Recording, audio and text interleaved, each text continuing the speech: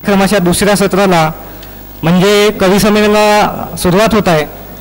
तर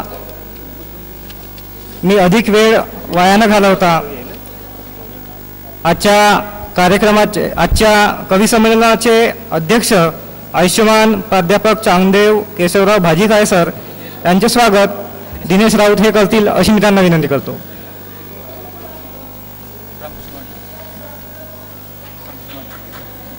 तसेच आजच्या कार्यक्रमाचे दुसरे सहभागी कवी इंजिनियर विजय सैजल सर यांचे स्वागत रामकृष्ण वांड्रे हे करतील अशी मी त्यांना विनंती करतो.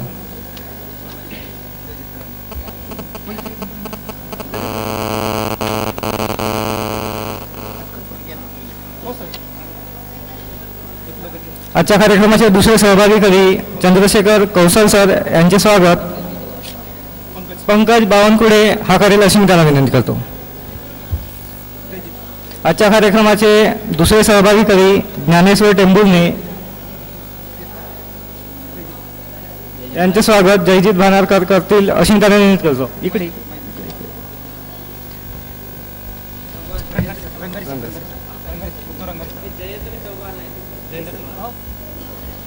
आजच्या कार्यक्रमाचे दुसरे सहभागी कवी उद्धव रंगारी सर यांचे स्वागत महेंद्र राऊत करेल अशी मी त्याला विनंती करतो.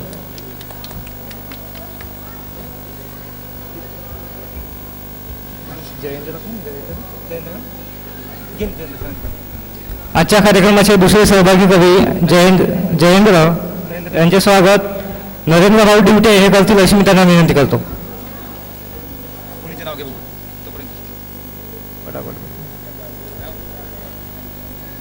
आजच्या कवी संमेलनामधले दुसरे सहभागी कवी मिलिंद बनकर यांचे स्वागत लीना मेश्राम हे करतील अशी मी त्यांना विनंती करतो.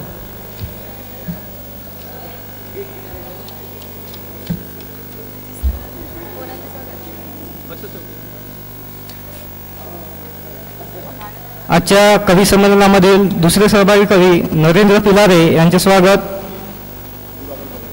दिवाकर बदन हे करतील अशी मी त्यांना विनंती करतो.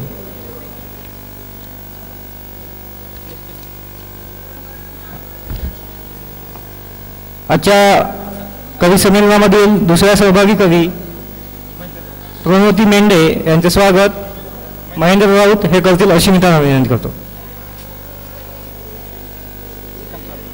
तसेच आजच्या कार्यक्रमाच्या दुसऱ्या कवयित्री सहभागी कवी सुलभा कांबळे यांचे स्वागत श्रीकांत पारधी हे करतील अशी मी त्यांना विनंती करतो.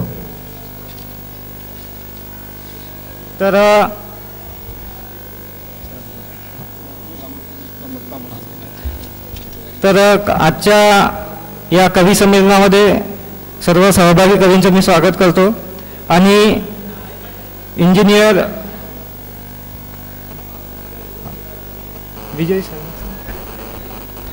विजय सैजल सरांना अशी विनंती आहे की त्यांनी आपली इथे कविता सादर करावी.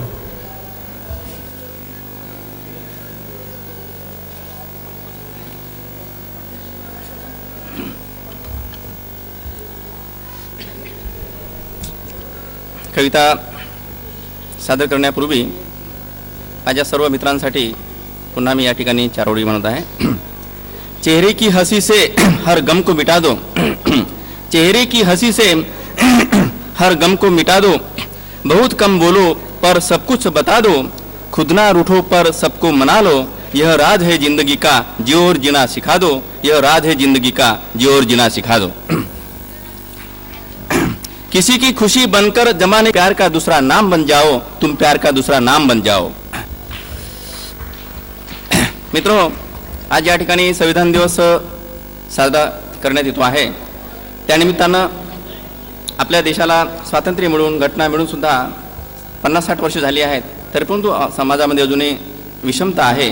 त्याला अनुसरून आजची वास्तविकता काय आहे ते हा माझ्या कवितेमध्ये उद्धृत करण्याचा प्रयत्न केला आहे. माझ्या कवितेचं नाव आहे कथा. आमचा तिरंगा डौलात डोलत आहे, आमचा तिरंगा डौलात डोलत आहे, कथा मातृभूची अश्रुत नाहत आहे, कथा मातृभूची अश्रुत नाहत आहे.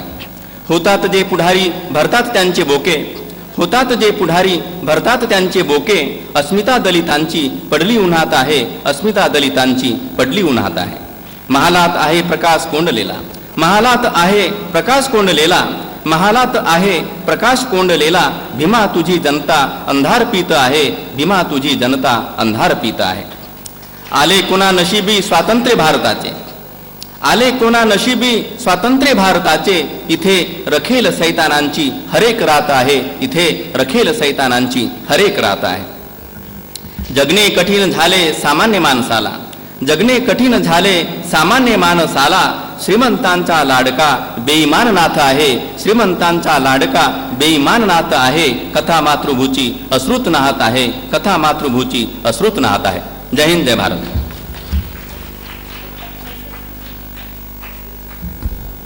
यानंतर डॉक्टर चंद्रशेखर कौशल सर यांना मी इथे आमंत्रित करतो.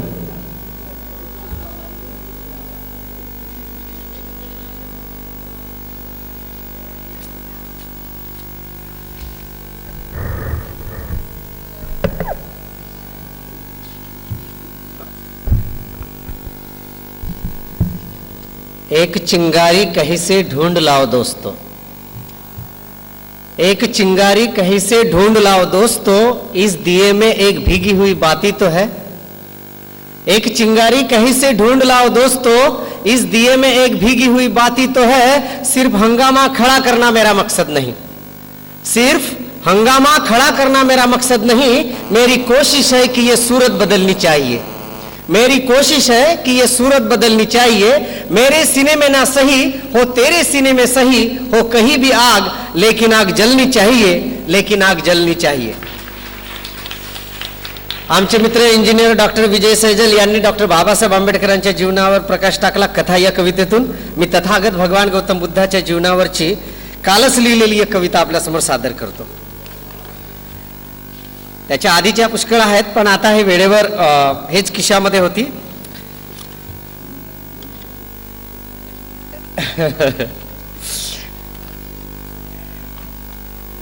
इथल्या फुला फुलात बुद्ध फुलतो आहे, इथल्या फुला फुलात बुद्ध फुलतो आहे, इथल्या मनामनात बुद्ध नांदतो आहे, इथल्या मनामनात बुद्ध नांदतो आहे.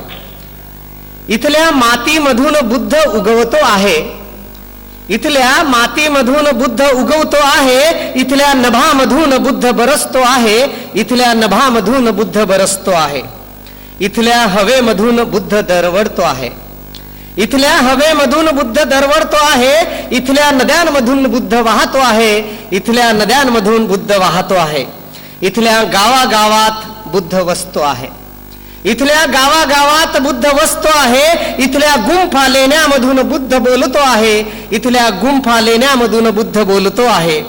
इथल्या कणाकणात बुद्ध दिसतो आहे, इथल्या कणाकणात बुद्ध दिसतो आहे, इथल्या इतिहासात बुद्ध भेटतो आहे, इथल्या इतिहासात बुद्ध भेटतो आहे. इथल्या अणुरेणूत बुद्ध व्यापतो आहे, इथल्या अणुरेणूत बुद्ध व्यापतो आहे. जगी जरी ओळख आमुची बुद्ध भूमी आहे, इथल्या अणुरेणूत बुद्ध व्यापतो आहे. जगी जरी ओळख आमुची बुद्ध भूमी आहे, तरीही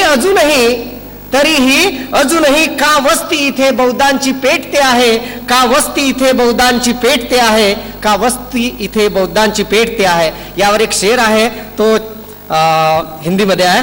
घेर लेगी जब मुझे चारों तरफ से गोलियां, घेर लेगी जब मुझे चारों तरफ से गोलियां, छोड़कर चल देगी जब मुझे मेरे दोस्तों की टोलियां. घेर लेगी जब मुझे चारों तरफ से गोलियां, छोड़कर चल देगी जब मुझे मेरे दोस्तों की टोलियां. बाबा भीम जी उस वक्त भी मैं आपके ही गीत गाऊंगा, बाबा भीम जी मैं उस वक्त भी आपके ही गीत गाऊंगा. जय भीम कहकर ही जिंदा रहा, जय भीम कहकर ही जिंदा रहा, जय भीम कर ही मर जाऊंगा, जय भीम कहकर ही मर जाऊंगा. जय भीम. अतिशय उत्कृष्ट अशी कविता सरांनी सादर केलेली आहे. यानंतर प्राध्यापक उद्धव रंगारी सरांना मी इथे त्यांची कविता सादर करण्याकरता आमंत्रित करतो.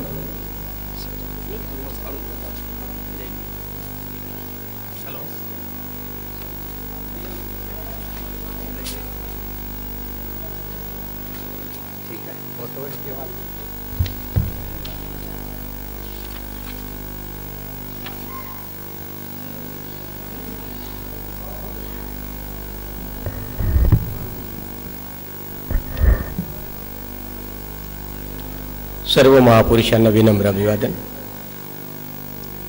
कवी संमेलनाचे अध्यक्ष आदरणीय भादेकाई सर आणि सर्व सहकारी कवी.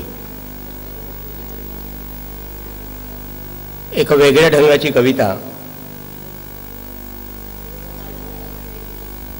सादर करावा असा एक दृष्टिकोन ठेवून मी माझ्या कवितांना या ठिकाणी आपल्यासमोर ठेवतो आहे. जशी वाहता वाहता नदी आटून चालली, जशी वाहता वाहता नदी आटून चालली, तेव्हा वाटायला लागले वेळ उन्हाळ्याची आली. जशी वाहता वाहता नदी आटून चालली, तेव्हा वाटायला लागले वेळ उन्हाळ्याची आली. इथे पावसाळ्यातही नाही प्यायले भेटे पाणी. इथे पावसाळ्यातही नाही प्यायला भेटे पाणी. तलावाच्या काठी असता ओरड चातकाच्या वाणी. बाळ रडता रडता आई म्हणे कोरड्या नयनी. बाळ रडता रडता आई म्हणे कोरड्या नयनी. बाळा रडू नको आता, बाळा रडू नको आता, म्हणता आसवे थांबली. बाळ विचारी आईला का थांबविले माझे रडे. आई समजावता त्याला म्हणे अश्रू मोत्याचे हे दाणे. आई समजावता त्याला म्हणे अश्रू मोत्याचे हे दाणे.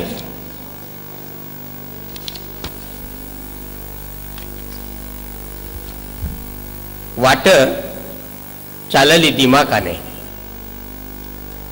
चालती दिमाकाने कातडी वाघाची घालून चालताना दिशे मग. लोक म्हणती गाढवाची ही वान. झाले सारेच इथे रंग लावून बगळे. भिजती पावसात तेव्हा दिसती सगळेच कावळे. झाले सारेच इथे रंग लावून बगळे. भिजती पावसात तेव्हा दिसती सगळे बगळे. मला नको सांगू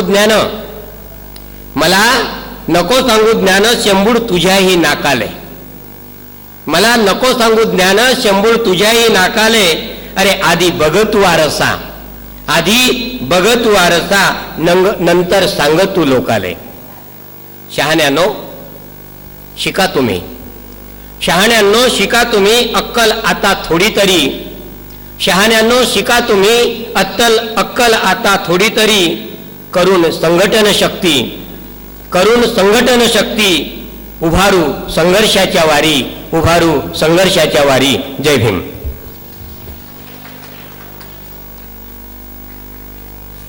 अतिशय कमी शब्दामध्ये त्यांनी आपल्या कवितेच्या माध्यमातून एक छानसा भावार्थ कवितेचा अर्थ सांगण्याचा प्रयत्न केला आहे. यानंतर मी आमंत्रित करतो जयेंद्र चव्हाण यांना त्यांची कविता सादर करण्यासाठी. जयेंद्र चव्हाण.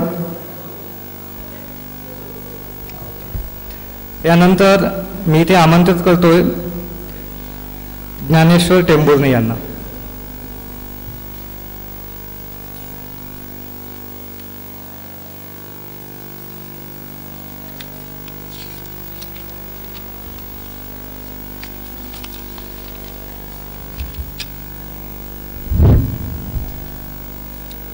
ज्यांनी आपल्या आयुष्याचे संपूर्ण दिवस रक्ताचं पाणी करून हे विश्व निर्माण केलं आणि ज्यांना माणुसकीचे सुद्धा सर मिळत नव्हती अशा अमानुषकीतून माणूसपणात आणलं अशा सर्व महापुरुषांना प्रथमतः माझे विनम्र अभिवादन, कोटी कोटी प्रणाम. माझ्या कवितेचं नाव आहे अमर राहो भीम अन अमर तुझे संविधान. अमर राहो भीम अन अमर तुझे संविधान. दुःखितांचा शोषितांचा तू जागविणी स्वाभिमान.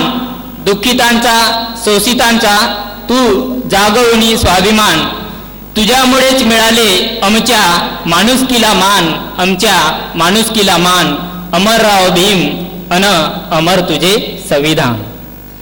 लेखणीच्या बळावर तू लिहुनी संविधान. लेखणीच्या बळावर तू लिहुनी संविधान. विजलेल्या कोलट्यांना दिली नवक्रांतीची जाण. दिली नवक्रांतीची जाण. अमर राव भीम अन भीमा तुझे संविधान. तूच आमची शान, तूच आमची मान. संविधानाने वेधले साऱ्या जगाचे बावधान. संविधानाने वेधले साऱ्या जगाचे बावधान. अमर राव भीम अन भीमा तुझे संविधान. स्वातंत्र्य, समता, बंधुता अन जिथे आहे एकतेला मान. न्याय आहे जिथे सर्वांसही सत्य अन समान. अमर राव भीम अन भीमा तुझे संविधान. अमर राव भीम अन भीमा तुझे संविधान. युगे युगे गणलो आम्ही धुळीतलीच घाण. युगे युगे गणलो आम्ही धुळीतलीच घाण. खरंच तुझ्यामुळेच झाली आमच्या हक्काची बाजान. खरंच तुझ्यामुळे झाली आमच्या हक्काची जान. अमर राहो भीम अन भीमा तुझे संविधान. अमर राहो भीम अन भीमा तुझे संविधान. कधी न मिळाले ते तू बहाल केले मत हक्क हे महान. कधी न मिळाले ते तू बहाल केले मत हक्क ते महान. दिशाहीनांनाही मिळेल दिशा असे भीमा तुझे संविधान. दिशाहीनांनाही मिळेल दिशा असे भीमा तुझे संविधान. अमर राव भीम अन भीमा तुझे संविधान. अमर राव भीम अन भीमा तुझे संविधान. जय भीम, जय भारत.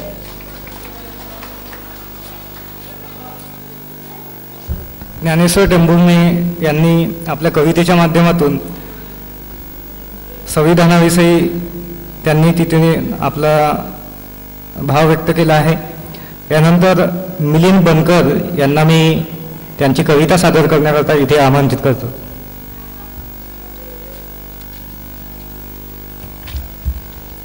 प्रतिमेच्या रूपात उपस्थित असलेले सर्व थोर पुरुष यांना प्रथम अभिवादन. माझी पहिली कविता तात्यासाहेब ज्योतिराव फुले यांच्या चरणी. कवितेचं नाव आहे वाट सत्याची. ज्योतिबा निघाले धरून वाट सत्याची. ज्योतिबा निघाले धरून वाट सत्याची. माणसाच्या माणुसकीची, माणसाच्या महानतेची. मुक्त करायचे होतं शूद्रांना. मुक्त करायचे होतं शूद्रांना ब्राह्मणांच्या मानसिक गुलामीतून. मुक्त करायचे होतं शूद्रांना ब्राह्मणांच्या मानसिक गुलामीतून. म्हणूनच जायचं ठरवलं घनघोर जंगलातून. विचार पक्का झाला वाट शोधायची. विचार पक्का झाला वाट शोधायची. माणसाच्या माणुसकीची, माणसाच्या महानतेची. करायचे होतं शूद्रांना गुलामीतून मुक्त. करायचे होतं शूद्रांना गुलामीतून मुक्त. म्हणूनच निवडला शिक्षणाचा मार्ग फक्त.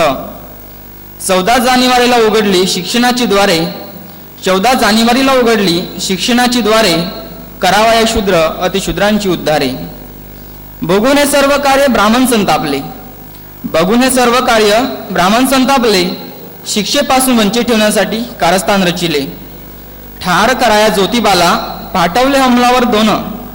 ठार कराया ज्योतिबाला पाठवले हमलावर दोन. ज्योतिबाच्या वाणीने झाले मनाचे परिवर्तन. कुमार जातीचा नामदेव झाले महान पंडित राज. कुमार जातीचा नामदेव झाले महान पंडित राज.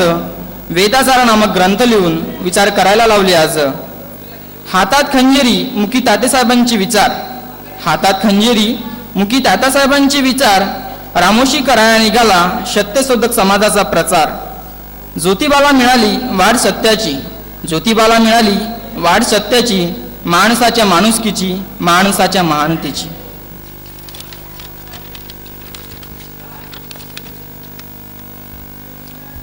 नवी दिशा. तुझ्या स्वप्नांना दे तू नवी दिशा, तुझ्या स्वप्नांना दे तू नवी दिशा, हीच आहे तुझ्या आईबाबांची आशा. घे तू उंच भरारी, घे तू उंच भरारी, गगनाच्या शेवटपरी. थांबू नकोस, थकू नकोस, वेळ थांबला जरी, स्वप्नांना मिळेल नवी दिशा, जीवनातील सत्यापरी. जीवन म्हणजे काय हे तुला शोधायचं आहे, जीवन म्हणजे काय हे तुला शोधायचं आहे. वाटेत येणारे प्रत्येक अनुभव तुला अनुभवायचे आहे. वाट शोधताना येणारी प्रत्येक समस्या तुला रोखण्याचा प्रयत्न करेल, वाट शोधताना येणारी प्रत्येक समस्या तुला रोखण्याचा प्रयत्न करेल. हे तुझ्यावरच असेल, तिथेच थांबायचं की वाट शोधून पुढे जायचं. लक्षात ठेव, कीर्ती मिळवण्याच्या नादी लागण्यापेक्षा चरित्र जोपासायला शिक, कीर्ती मिळवण्याच्या नादी लागण्यापेक्षा चरित्र जोपासायला शिक. कारण दुसरे जे आपल्याविषयी विचार करतात ती म्हणजे कीर्ती, आणि स्वतःबद्दल पूर्णता असणारी जाणीव म्हणजे